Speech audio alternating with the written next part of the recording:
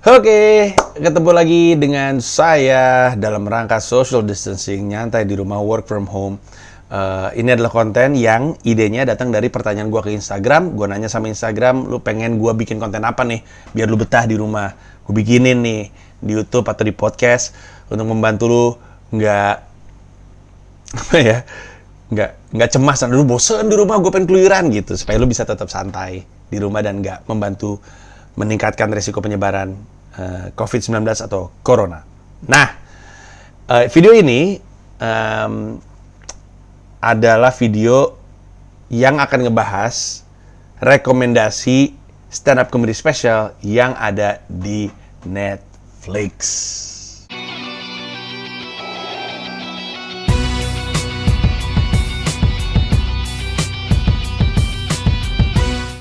Oke, jadi waktu itu ada followers gue di Instagram, Bang, tolong dong kasih gue rekomendasi stand-up comedy special yang bisa ditonton di Netflix, biar gue betah gitu. Oke, karena ini kita ngomongin stand-up comedy, saya juga punya cukup wawasan dan gue juga punya favorit, itu yang gue bagi, bukan berarti mereka yang terlucu, tapi kan gue kasih. Nah, gue mau ngasih tau top 5 nih, tapi top 5-nya itu bukan top 5 special, tapi top 5 comedian yang lu tonton. Siapa aja comedian yang menurut gue sebaiknya lu tonton di Netflix dari posisi 5 sampai dengan posisi 1. Ini adalah rekomendasi gue, gayanya ada yang beda. Gue akan cerita satu persatu plus alasannya, oke?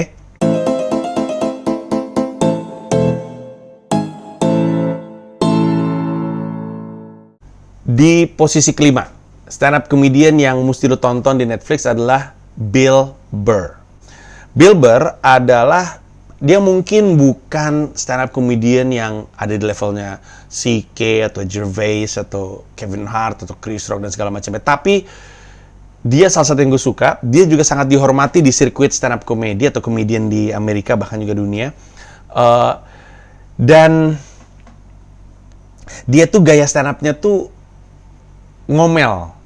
Jadi dia apa sih, bapak-bapak ranting istilahnya.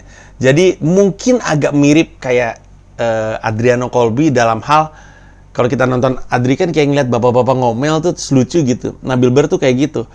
Tapi ya seperti umumnya stand up comedian, yang membuat dia menarik itu adalah cara pikirnya, sudut pandangnya. Habis itu kehidupannya Bill Burr juga menarik. Dia menikah dengan perempuan kulit hitam. Jadi dia bisa cerita soal orang kulit putih terhadap orang kulit hitam, cara orang kulit hitam menilai orang kulit putih, dan sebaliknya.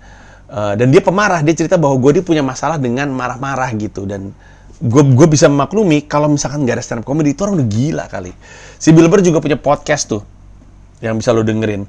Tapi Bill Burr, jadi kalau gue gak salah spesialnya yang terbaru judulnya Paper Tiger, lucu, tapi banyak orang yang bilang itu bukan yang terbaik dari dia, jadi ada beberapa yang lain.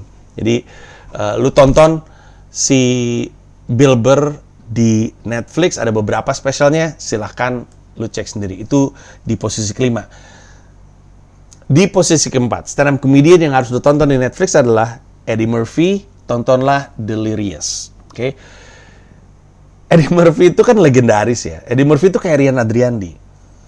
Jadi Eddie Murphy itu cuman pernah bikin 2 special, Delirious dan satu lagi gue lupa, dia pakai baju ungu. Jadi si Eddie Murphy itu setiap kali bikin special selalu pakai baju pakai baju kulit aneh gitu.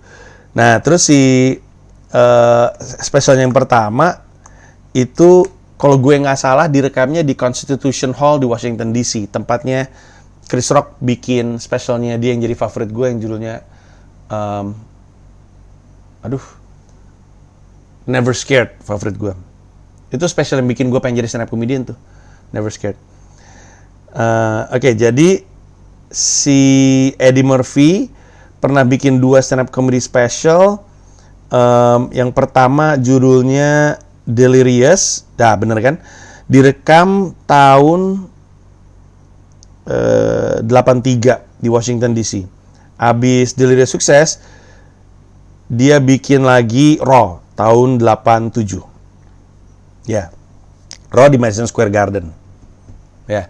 Nah, Kenapa mesti nonton ini? Karena Eddie Murphy adalah alasan kenapa begitu banyak stand up comedian kulit hitam lahir ke dunia. Chris Rock salah satunya, Kevin Hart salah duanya, Eddie Griffith salah satunya juga. Banyak banget stand up comedian yang bilang gua jadi stand up comedian gara-gara nonton Delirious.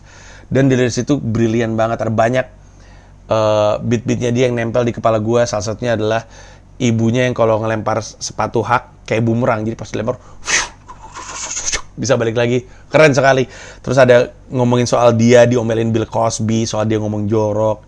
Lu mesti tonton. Itu keren sekali. Dan dia masih sangat muda. Umur berapa dia waktu itu? Umur berapa ya? Nggak diterusin. Tapi dia masih sangat muda. Jadi dia anak muda pakai baju kulit warnanya merah, naik atas panggung ngomong kayak gitu. Gila nih orang. Dan jadi influential. Abis itu setelah dia bikin Delirious dan Raw, berhenti stand up. Berhenti aja. Setelah itu semua orang nanyain kapan balik. Dan di Netflix kalau perhatiin dia mulai muncul lagi. Dia muncul di Comedian in Cars Getting Coffee sama Jerry Seinfeld, dan di situ mulai ngomongin tuh soal kayaknya gue pengen stand up lagi deh, kayaknya gue mesti open mic lagi deh. Tapi ini udah sesuatu yang diomongin dari lama, jadi nggak tahu bakal kejadian atau enggak. Tapi kan kita tidak pernah tahu. Jangan-jangan yang membuat Eddie Murphy mau stand up lagi adalah duit dari Netflix. Itulah yang terjadi dengan Jerry Seinfeld dengan show-nya Jerry Before Seinfeld. Itu. Ya, jadi urutan kedua adalah Eddie Murphy, Delirious, lu tonton. Di urutan ketiga, komedian yang mesti lu tonton di Netflix adalah Ellen DeGeneres. Ellen adalah contoh sempurna stand-up comedian yang penulisannya brilian sekali.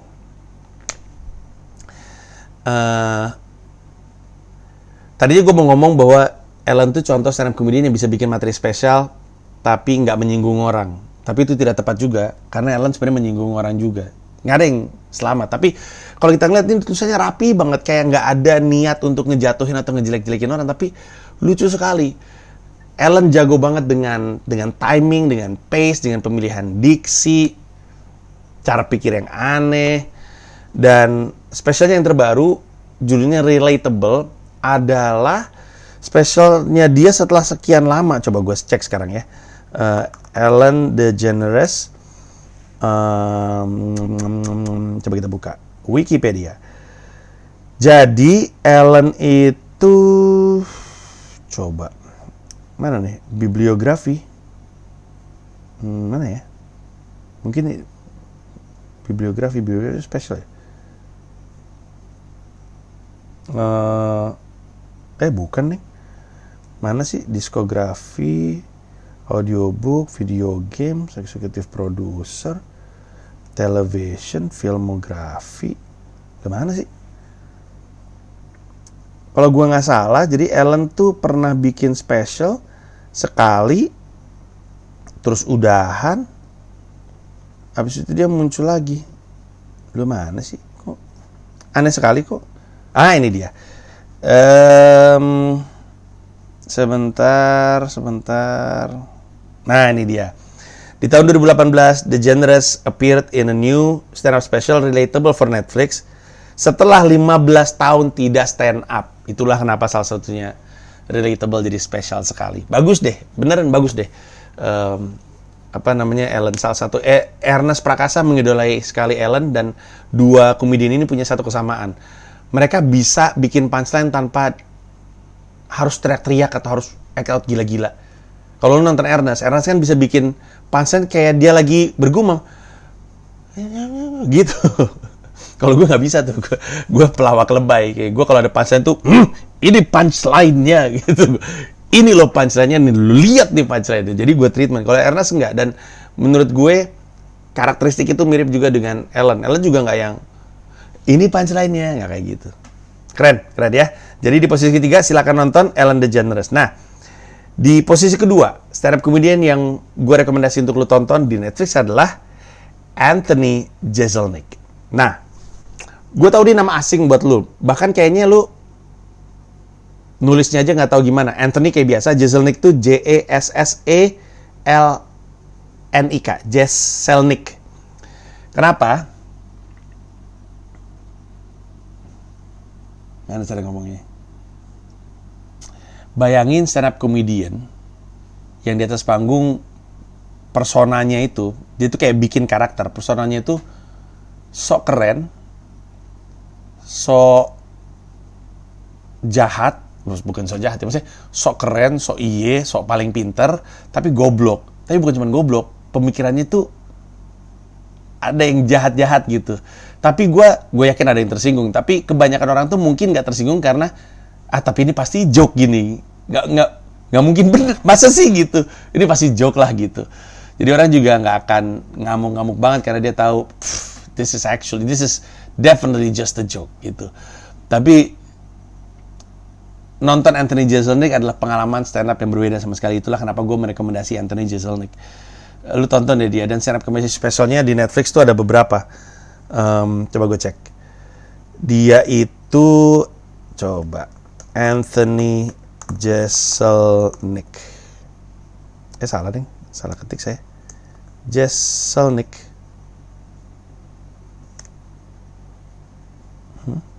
Kok tidak muncul? Anthony Jeselnik. Oh, S-nya satu deh, salah gue. Anthony Jeselnik. Jeselnik biasa. Ada 2 spesialnya dia, Thoughts and Prayers sama Fire in... One of my next door neighbors. Itu dia. Hati-hati. Nanti malah jadi jadi nggak bisa tayang, diklaim. Fire in the Maternity Ward. Tonton dua-duanya. Gue suka banget merekomendasikan Anthony Jeselnik. Gue pertama kali nonton Anthony Jeselnik waktu gue nonton Chris Rock di London. Jadi gue nggak tahu nih dia sama sekali. Terus gue terbang ke London karena cita-cita gue nonton Chris Rock. Jadi alhamdulillahnya sejumlah bucket list gue udah kecentrang. Gue pengen nonton Chris Rock. Gue udah nonton Chris Rock, Louis C.K., Kevin Hart, Dave Chappelle, Russell Peters, Jimmy Carr. Gue udah tonton tuh. Gue berburu mereka. Yang belum ketik itu adalah Jerry Seinfeld. Sisanya yang gue pengen nonton, gue udah nonton. Nah, gue terbang nih ke London, pengen nonton Chris Rock yang Total Blackout Tour yang sekarang di Netflix judulnya Tambourine. Itu spesial yang gue tonton, tapi gue nontonnya nggak di situ, di kota yang lain, di O2 Arena di London. Nah, terus sebelum Chris Rock ada opener kan, ada Jeff Ross MC-nya plus ngebuka juga. Terus salah satunya ada Anthony Jeselnik. Waktu gue nonton Anthony Jeselnik pertama kali, gue ngeliat, ini orang keren gila. Dan bahkan gue ingat, di tengah-tengah gue nonton, gue nge-WhatsApp, enggak deh, dikunci handphone gue. Setelah itu, gue nge-WhatsApp Indra Frimawan, coba tonton Anthony Jeselnik, kayaknya lu bakal suka. Dan benar dia tonton dan kelihatannya dia suka. Silakan dicek aja. Ya, itu di posisi kedua. Nah, sebelum gue masuk ke posisi pertama, gue mau ngasih rekomendasi top 5 komedian yang gue rekomendasi untuk lu tonton karena dia punya katalog banyak di Netflix. Jadi kan tujuan gue bikin video ini adalah supaya lu punya sesuatu untuk bisa membantu lu menghabiskan waktu social distancing di rumah, work from home di rumah aja, supaya lu betah kan, lu nonton Netflix dan nonton stand up. Nah, yang ini adalah 5 komedian yang katalognya banyak, artinya dia bukan cuma satu. Jadi lu nonton bisa beberapa di Netflix. Jadi ngebantu lu untuk ngebakar waktu. Di posisi kelima, Louis C.K. Louis C.K. tuh kalau nggak salah punya 2 atau punya 3 stand up comedy special. Salah satunya yang 2017 adalah tadinya stand up comedy special favorit gua, tapi tergantikan sama Dave Chappelle sih sebenarnya. Tapi salah satu beat favorit gue sepanjang masa seluruh dunia itu ada di situ, di beatnya yang tahun 2017. Beat closingnya dia itu favorit gue. Jadi Louis C.K. ada di posisi kelima.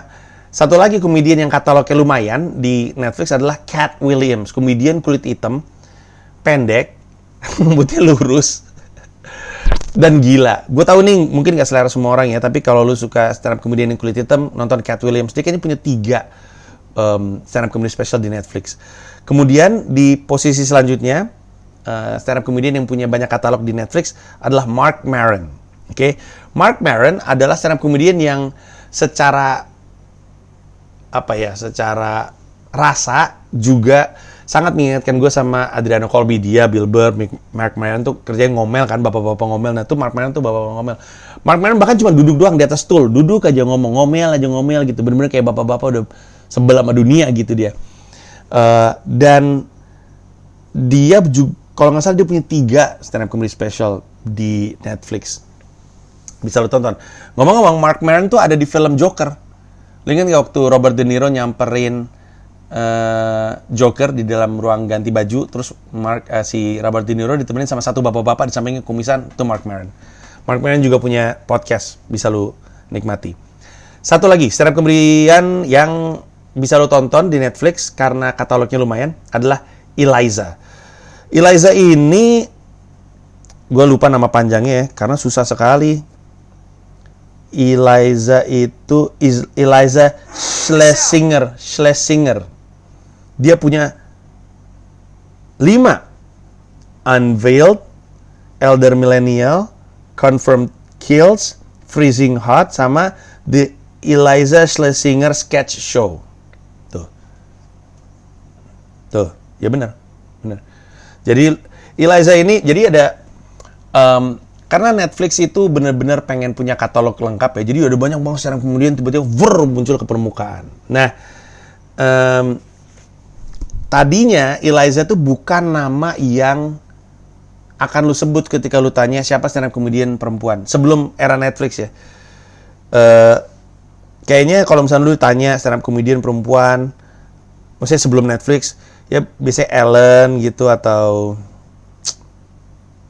siapa ya, gue lupa tuh yang cewek tuh yang dulu nulis untuk atau mungkin Tiffany Haddish gitu ya, atau penulisnya Chris Rock.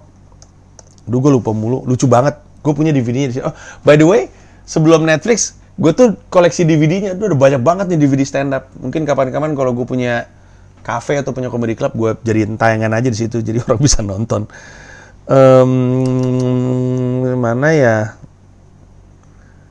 Aduh. Ali Wong, Nikki Glazer tuh muncul, maksudnya namanya jadi makin gede tuh, terutama di Indonesia ya, nembus ke Indonesia tuh pasca Netflix. Tapi ada stand up comedian Whitney Cummings juga tuh, stand up comedian cewek yang terkenal pasca Netflix. Sebelum Netflix tuh orang biasanya Ellen DeGeneres, Amy Schumer tuh.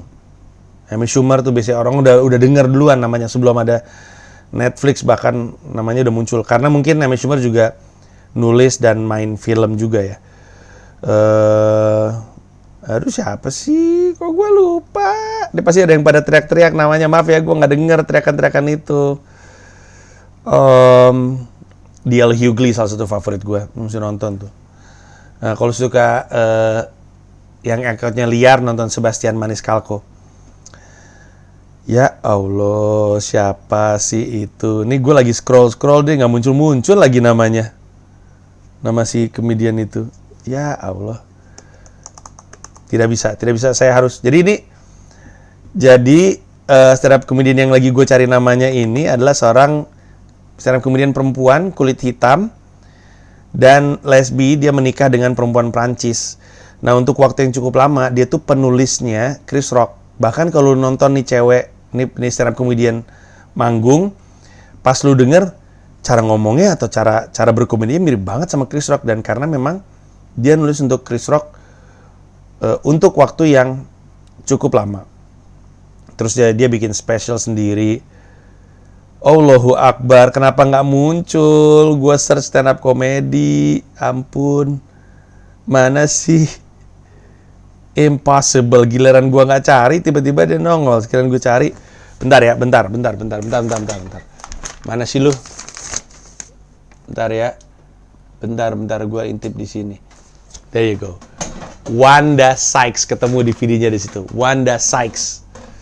Kenapa gue tiba-tiba ngomong Wanda Sykes ya? Iya, Wanda Sykes adalah komedian yang namanya mungkin udah didengar sebelum ada Netflix. Balik lagi ke Iliza, sorry. Jadi terus Iliza ini adalah stand up comedian. Mungkin banyak orang suka sama dia karena memang dia cantik, tapi bukan cuma itu. Jadi Iliza ini kemasannya sama komedi itu kayak nabrak gitu. Jadi dia cantik gitu. Terus Karena kan banyak stand up comedian di Amerika. Yang tadi aja gue sebut tuh, kayak Ellen sama Wanda Sykes itu kan, Tig Notaro itu juga bagus sekali, Tig Notaro. Itu kan gay ya. Dan abis itu muncul yang cewek-cewek, dan cewek-ceweknya yang seksi-seksi ini salah satunya si Eliza, terus Whitney Cummings, terus ada beberapa lagi. Tapi Whitney Cummings nih kayak bentuknya seksi tapi aku tuh gila gitu, kayak wah theatrical banget gitu. Jadi pas kita lihat deh, gila nih orang gitu. Tapi keren sekali. Nah itu juga salah satunya. Dan akhirnya panjang juga ya, gue cuma pengen ngomong selipan sebelum juara 1 nih padahal. Adalah Kevin Hart. Kevin Hart tuh adalah komedian yang spesialnya banyak banget ada di, dan katalognya lengkap dari awal dia bikin stand up special. Dari I'm a Grown Little Man itu spesial dia yang pertama, Laugh at My Pain itu spesialnya yang kedua, kalau nggak salah dibikin di Cleveland. Ini lucu banget nih yang Laugh at My Pain. Beat favorit gue dari Laugh at My Pain adalah jadi apa ya, kalau nggak salah Kevin Hart nakal di sekolah, terus gurunya bilang sama nyokap lu, jangan banyak kelurian, urusin anak lu. Terus Kevin Hart cerita sama ibunya, terus dia bilang, Kevin, lu bilang sama guru lu bahwa gua bilang. Nah itu beat itu gila. Dan ada dia improv nyela-nyela Shaquille O'Neal. Jadi ada Shaq sama LeBron nonton Laugh at My Pain. Ini benar nggak sih yang ada di bukan deh. Bukan juga. Yang Seriously Funny, sorry gue lupa. Ya betul, Seriously Funny itu yang di Cleveland, itu yang gue maksud. Kalau Laugh at My Pain justru yang spesialnya favorit gue. Oke, jadi gue sebut, jadi ada I'm a Grown Little Man, abis itu ada Seriously Funny, terus ada Laugh at My Pain, abis itu Let Me Explain, abis itu What Now, abis itu Responsible. Terus terang makin ke atas, menurut gue makin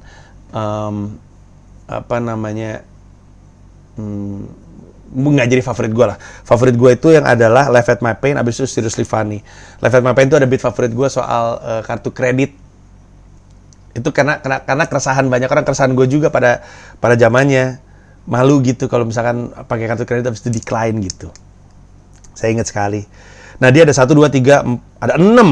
Ada 6. Jadi kalau misalnya lu tonton, waktu Anda habis tersita oleh komedi Kevin Hart, ya. Itu dia. Jadi sebelum masuk ke posisi 1 stand up comedian yang gue rekomendasi lo untuk tonton, tadi gue sebut 5 besar stand up comedian yang sebaiknya lo tonton karena katalognya banyak di Netflix. Kita masuk ke stand up comedian yang menurut gue lo harus nonton di Netflix, dan itu adalah Dave Chappelle. Dave Chappelle, stand up comedian brilian semua yang di Netflix, brilian semua. Jadi dia juga katalognya banyak, itu juga alasan yang bagus. Tapi jadi si Dave tuh waktu itu ngeluarin 2 special, yaitu bukan yang ini, yang ini nih. Ya betul, ini dia nih. Jadi dia si siapa namanya, si Dave Chappelle itu tiba-tiba ngerilis 2 special barengan, yaitu The Age of Spin dan Deep in the Heart of Texas. Dua-duanya keren gila, dan dua-duanya ada semacam, bukan gimmick ya, tapi intinya di 2 special ini ada penulisan, ada bukti bahwa Dave Chappelle itu penulis brilian. Untuk waktu yang cukup lama, banyak orang nggak ngerasa Dave Chappelle itu penulis yang brilian, tapi gue suka dia dari zamannya For What It's Worth dan Kill Me Softly, terutama For What It's Worth, salah satu special terbaik sepanjang masa menurut gue. Nah, tapi orang nggak menganggap dia penulis brilian. Di The Age of Spin, salah satu bukti bahwa dia penulis brilian adalah 4 kali gue ketemu OJ. Dan di Deep in the Heart of Texas, dia bilang gue tuh bisa bikin joke, tahu punchline-nya doang. Jadi gue ngeliat punchline-nya, oh ini punchline-nya, nanti gue pikirin joke-nya seperti apa. Itu brilian. Terus dia juga ada yang dia ngeluarin spesial lagi, Equanimity sama The Bird Revelation 2. Yang The Bird Revelation dia bikin di comedy club kecil gitu. Jadi di Los Angeles tuh ada namanya Comedy Store. Comedy Store tuh kayak comedy club tapi ada 3 ruangan. The Main Room, The Original Room, sama The Belly Room. The Original Room adalah pertama kali ketika Comedy Store berdiri, 150 penonton. Habis itu dia bikin The Main Room untuk yang stand up comedian yang lebih punya nama. Habis itu dia bikin Belly Room yang cuma kapasitas 50 atau 75 penonton. Nah, Dave Chappelle bikin pertunjukan di situ yang judulnya The Bird Revelation, dan itu LPM-nya rendah sekali, Tapi itu dalam-dalam banget. Dan Dave Chappelle kalau nggak salah di salah satu wawancara bilang, gue pengen bikin gitu supaya orang tahu kalau open mic tuh feel-nya kayak apa nuansanya, kalau pengalamannya ketika nonton open mic seperti apa, kayak gitu. Terus selain itu Dave Chappelle juga mengeluarkan special yang paling baru, Sticks and Stones. Itu menurut gue keren banget. Itu yang gue tonton di New York. Jadi gue ke New York nonton Dave Chappelle di Broadway. Terus itu di era ketersinggungan seperti sekarang ini, itu didesain sama Dave Chappelle untuk menghajar orang-orang yang tersinggung, dan alhasil orang jadi makin tersinggung sama Dave Chappelle. Dan yang tahu nggak nih, ini sedikit aja, gue nggak punya orang untuk menceritakan ini. Jadi di akhirnya, kalau lo nonton itu pertunjukan, di akhirnya dia ada tanya jawab. Jadi itu direkam di mana, gue lupa kotanya, tapi tanya jawabnya adalah hasil rekaman dia di Broadway. Gue nonton tuh di situ. Jadi waktu gue nonton, gue duduk, kalau misalnya ini panggung, gue duduk pojok sini, di bawah kayak tutupan gitu, pojok sini. Terus gue nonton, pas gue datang tuh ada kamera, gue pikir ini untuk dokumentasi atau untuk Netflix special ya. Pas gue lihat, kayaknya panggungnya biasa banget untuk jadi Netflix special. Jadi tadi gue nggak tahu. Nah terus pas terakhir acara, Dave Chappelle bilang, siapapun yang mau nanya sama gue boleh nanya. Terus gue ragu, aduh nanya nggak ya, deg-degan gitu. Terus pas dah lihat, jadi ada 2 mikrofon, antriannya panjang banget. Terus gue, nggak usah deh, nggak usah lah, nggak usah nanya. Terus di tengah-tengah orang pada nanya, aduh gue pengen nanya nih, gue bilang gitu. Tapi malu ntar pertanyaan gue jelek lagi, tolol gitu. Dan bener ada satu anak pengen nanya, tapi sebelum nanya dia pengen sok-sok bercandanya tapi nggak lucu, dicela sama si Dave Chappelle di situ. Gue, oh yaudah deh kalau gitu, takut dah gue, dan daripada nanya aneh-aneh. Pas gue nonton di Netflix, ternyata semua pertanyaannya muncul. Sedih banget, gue tahu gitu, gue nanya aja sekalian, gue masuk ke Netflix specialnya Dave Chappelle itu. Dan tahu nggak, ini perasaan gue ya, gue bisa aja ngarang, maksudnya bisa aja salah. Tapi kalau nonton, setelah tanya jawab, Dave Chappelle tuh balik kan, ada musik, terus Dave Chappelle balik. Terus kalau lu lihat, Dave Chappelle tuh nunjuk ke satu ini, terus 2 ngangkat kepalan tangannya. Gua ngerasa itu dia lagi nunjuk gua, karena di antara semua orang yang pada tepuk tangan waktu Dave Chappelle lewat, gua tuh satu-satu yang begini. Gua gini ke Dave Chappelle, tuh Dave Chappelle ngeliat gua, hey, segitu juga. Terus itu masuk momennya. Aduh, tapi gua nggak bisa membuktikan bahwa itu beneran gua, dan gua nggak bisa membuktikan kepada orang bahwa gua ada di situ. Kecuali lewat foto-foto ya, kan ada di postingan gua di Instagram dan di salah satu video YouTube gua. Tapi itu momen yang makanya gue ngerti kalau misalkan lu nonton gue dan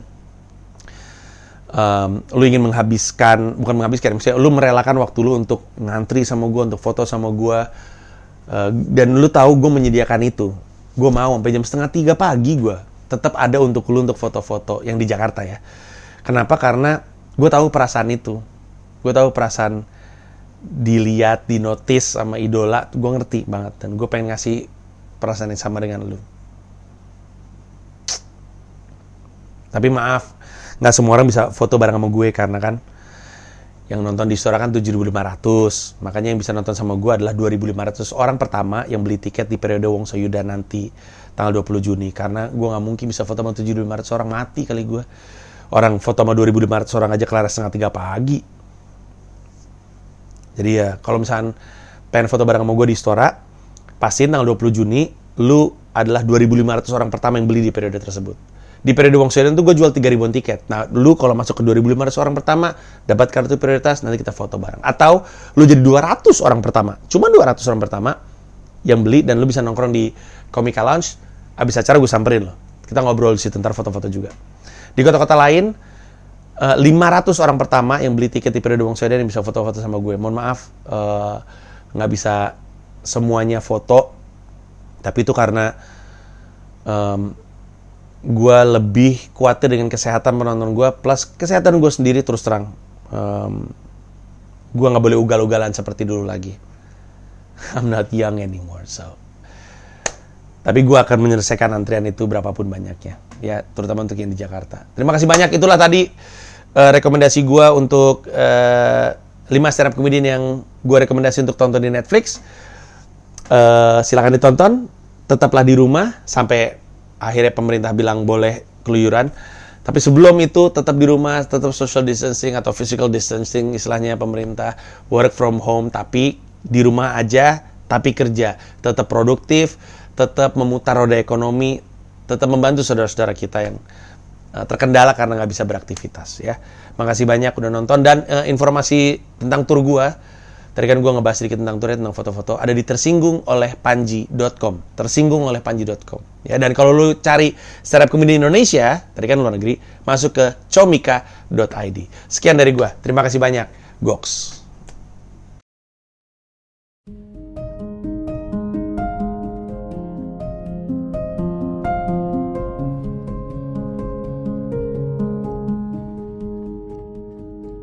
Malam itu adalah konsernya Glenn Fredly di Istora Senayan. Gua membuka konser tersebut dengan stand up, pecah, lalu mulai malam itu gua memastikan untuk mengejar cita-cita gua sejak pertama kali stand up di tahun 2010.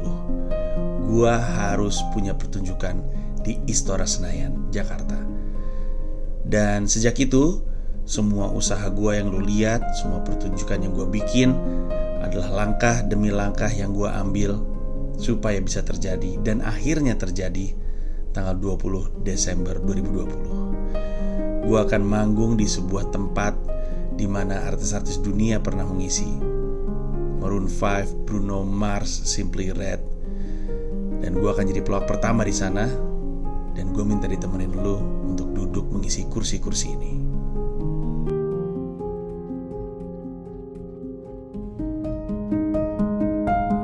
Lu akan duduk di sekitar istora ini. Semua sisi yang lu bisa lihat akan diisi oleh penonton.